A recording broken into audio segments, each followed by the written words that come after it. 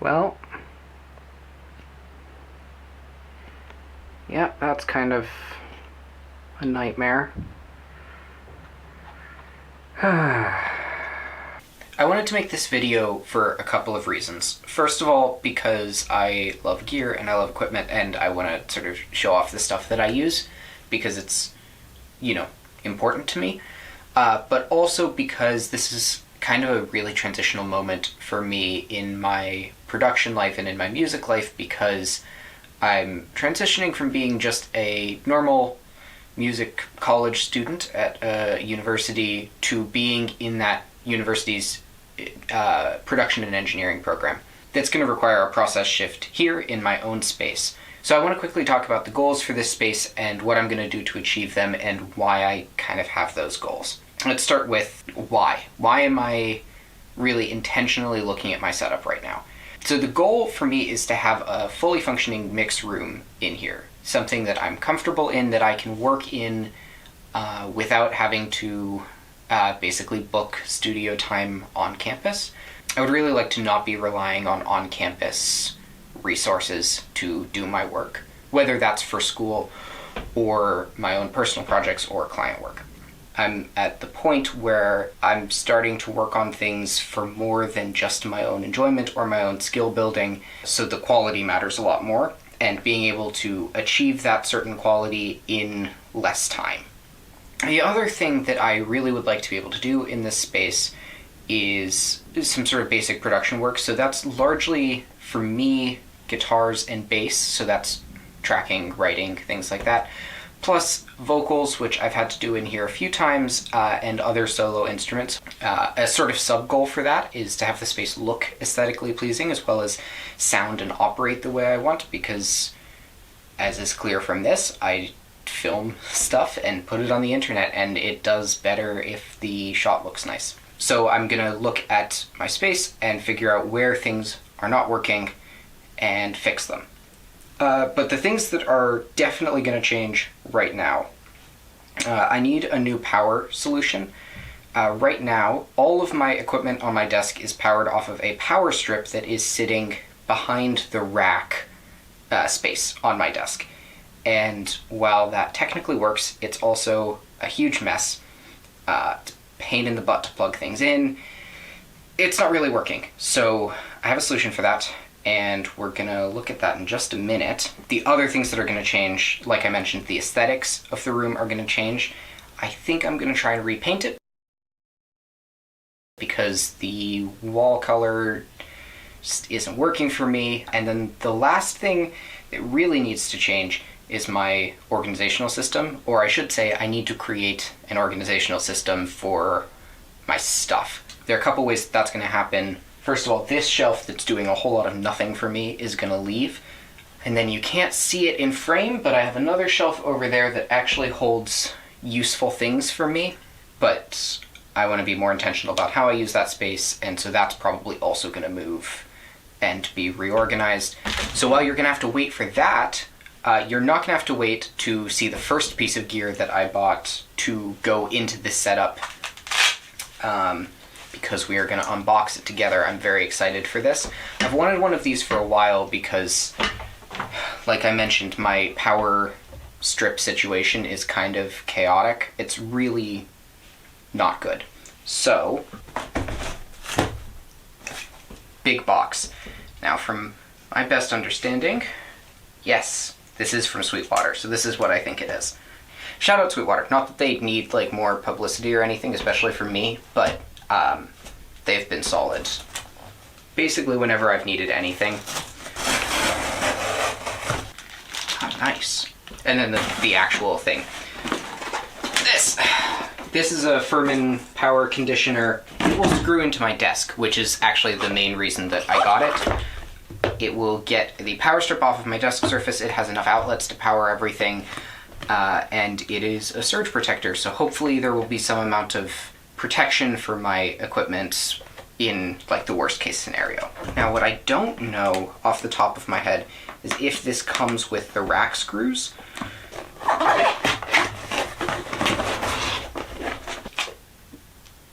A user manual for a power strip. cool. Here's the thing itself. Okay, so it looks like it does not come with screws. That's fine. But now that I have this unboxed, which is lovely, what I'm gonna do is actually pull apart not my desk. I'm gonna pull all of the stuff that I have off of my desk, and we are gonna start the wiring from scratch because honestly, it's gotten out of control.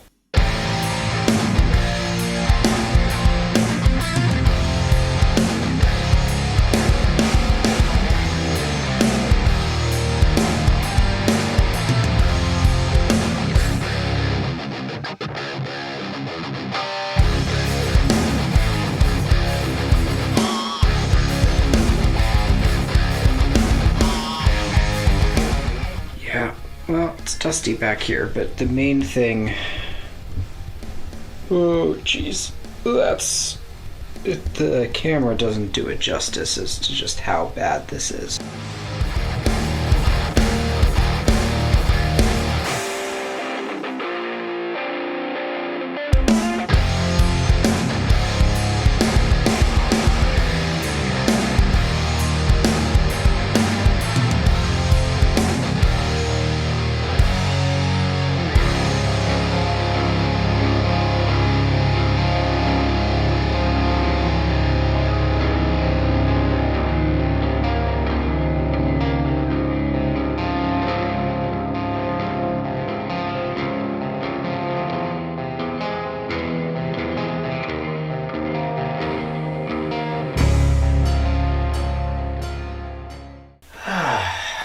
Okay, so I just did something really stupid, and don't ever make the same mistake that I did.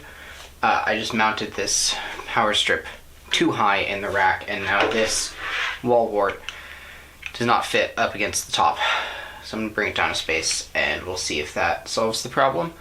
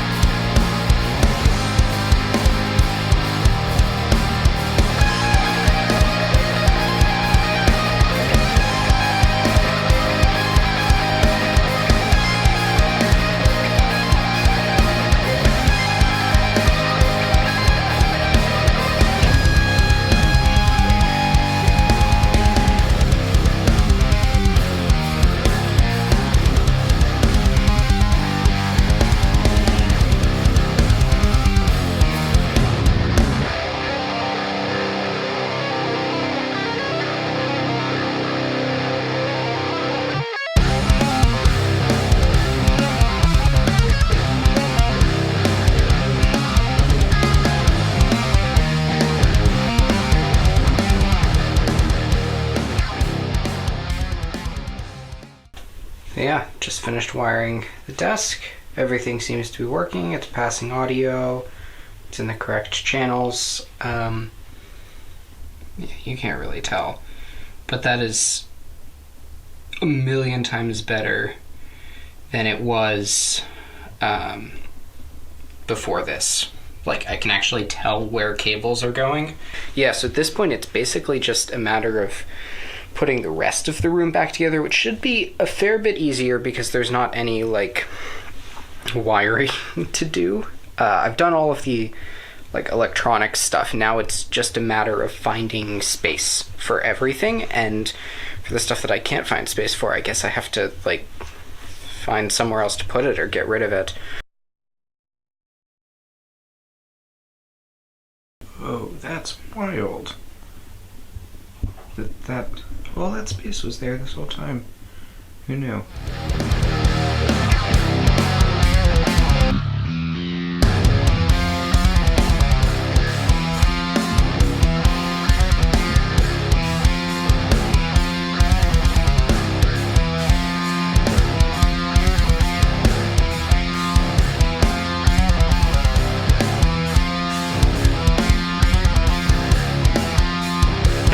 spider and it's gone somewhere, and I don't know where. Yay, I love spiders. I mean, great for the ecosystem, obviously, but can they stay out of my studio, please? Oh, look, it's daylight. A rare commodity. I don't usually work during the day.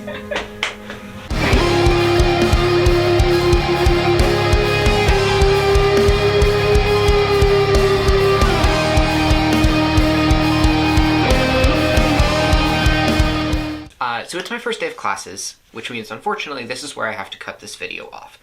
So we're going to talk about where this project is right now, what still needs to happen, and when that's going to happen. But I've also had some time to work in this space over the last week with some of the changes that I've made, and I wanted to share my thoughts in case they're helpful to you. What's working so far? So the first thing is that the desk is more centered. Now, you may not be able to notice this, but the desk was originally about 20 inches or 10 inches that way, slightly off center in the room. I don't know if it was affecting anything acoustically, but it feels better to me to know that it's in the center now. So that's great. It also means that the overhead light is now not like weirdly shining on half of my face. It's now just conspicuously shining on the background, which is maybe worse. I do, however, have a better filming corner, so I'll put a little clip up here from an upcoming short video that's going to go up on my Instagram and TikTok, where you should go and follow me. They're linked in the description. I think it looks better. It was a lot easier to make it look decent on camera than it has been in the past. So, big win in my books there. Lastly, there's just less, like, dead open space in here. Obviously, I got rid of the big bookshelf that was right here, which means that there's just, like, a lot less space for me to just toss stuff without actually putting it away.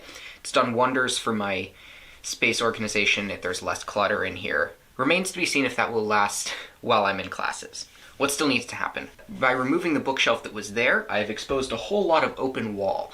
And what that means is that there's now the possibility that there's a very slight echo in this space, more than there was before.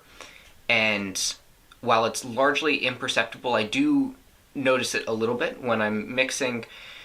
So, in the next part of this video, I'm probably going to do some acoustic treatment, including going through the SonarWorks suite, which I'm about to order the microphone and software.